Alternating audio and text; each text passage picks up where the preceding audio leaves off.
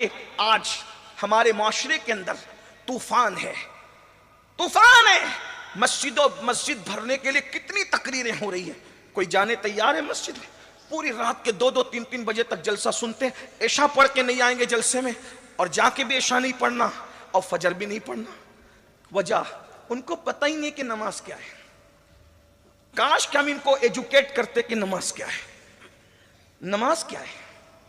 اگر ہم پڑھے لکھے ہوتے، ہمارے پاس علم ہوتا، آپ دیکھنا کہ عالم جلدی نماز کو ترک کرنے والا نہیں ملے گا۔ پھر عالم سے مراد وہی جو یخشى اللہ کی منزل پہ فائز ہے، آپ کو کبھی نہیں ملے گا عالم کو کبھی۔ ہم تو ایسے عالم کو جانتے ہیں، مجھے یاد آ رہا ہے اپنے امام کا سفر۔ ہمارے امام سیدی اعلیٰ حضرت امام اہل سنت رضی اللہ تبارک و تعالی ایک سفر میں جا رہے تھے، سفر کر رہے تھے۔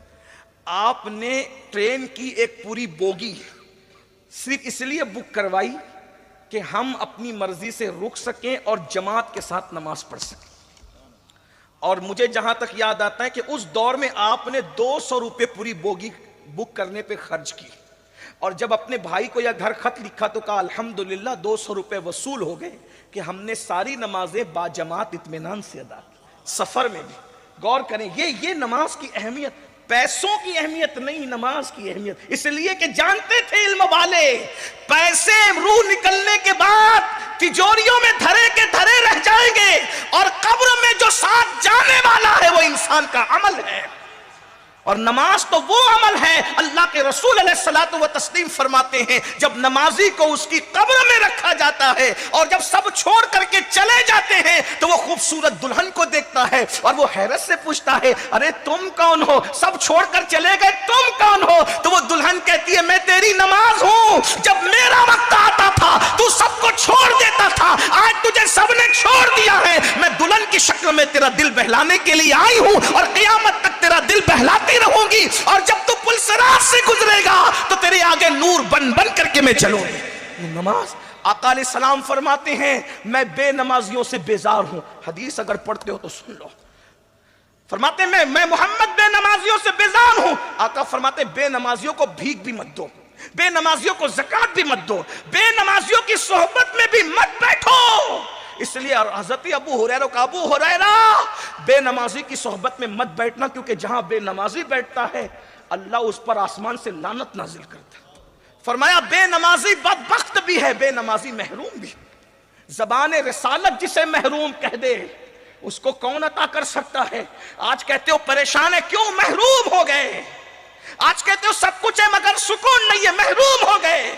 آج کہتے ہو بچیوں کو رشتے نہیں، محروم ہو گئے۔ روزی میں برکت نہیں، محروم ہو گئے۔ بیماریوں نے گھر دیکھ لیا، محروم ہو گئے۔ بے چینی ہے، بے قراری ہے، اضطراب ہے، تڑپ ہے، محروم ہو گئے۔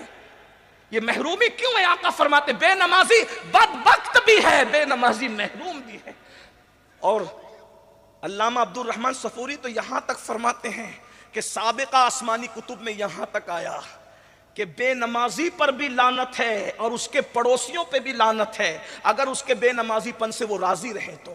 اور اللہ فرماتا ہے اگر میں اپنی رحمت پر نظر نہ کرتا تو میں بے نمازی کی 7 پشتوں تک لعنت کرتا۔ غور فرمائے۔ اور آج ہمیں نماز، ہم تو سوچتے ہیں ارے نماز نہیں پڑھیں گے تو کیا مسلمان نہیں رہیں گے؟ میں نے کہا حنفی ہونے کے اعتبار سے تو یہی کہوں گا کہ بے نمازی ڈائریکٹ کافر تو نہیں ہوتا، لیکن اتنا ضرور ہے جب بے نمازی مرنے لگتا ہے تو مرنے سے پہلے ڈر ہے کہ کہیں اس کا ایمان چھین نہ لیا جائے۔ کہاں ہیں ہم؟ نشے کو ہم پرموٹ کریں، نشہ ہمارے سماج میں، کیونکہ ہمارے پاس علم نہیں ہے۔ حدیث پاک ہے بے نمازی بے نشہ کرنے والا جب اپنی قبر سے اٹھے گا یا تو اس کی شکل سور کی طرح ہوگی یا تو بندر کی طرح ہوگی۔ بلکہ یہاں تک فرمایا گیا، علماء فرماتے ہیں جب نشہ کرنے والا مرے گا تو ڈر ہے کہ وہ بھی کافر ہو کر کے مرے گا۔ بلکہ یہاں تو مجھے ایک واقعہ یاد آیا جس کو علامہ ابن الجوزی نے لکھا۔ حضرت مالک الدینار کہتے ہیں کہ میرا ایک دوست تھا، مرتے وقت وہ کافر ہو گیا، اور وہ محدث تھا، بڑا محدث تھا، عالم تھا، خطیب تھا، کافر ہو گیا۔ مجھے احساس تھا کہ یہ کافر عالم، علم والا محدث کافر کیسے ہوا؟ تو میں اللہ سے دعا کرتا تھا اللہ مجھے دکھا کہ وہ کافر کیوں ہوا اور کافر ہو کے وہ کیوں مرا۔ تو ایک دن وہ خواب میں دکھا کہ وہ جہنم کے عذاب میں مبتلا ہے. میں نے کہا سچ بتانا تو کافر ہو کے کیسے مرا؟ تو اس نے جواب دیا مجھے ایک ایسی بیماری لاحق ہو گئی تھی کہ جس کا علاج کسی کے پاس نہیں تھا. تو ایک عیسائی حکیم نے مجھ سے کہا اگر تو سال میں ایک مرتبہ شراب کا ایک کٹورا پی لیا کر تو تیری بیماری دب جائے گی. شفا تو نہیں ملے گا لیکن بیماری دب جائے گی, تکلیف کم ہو جائے گی.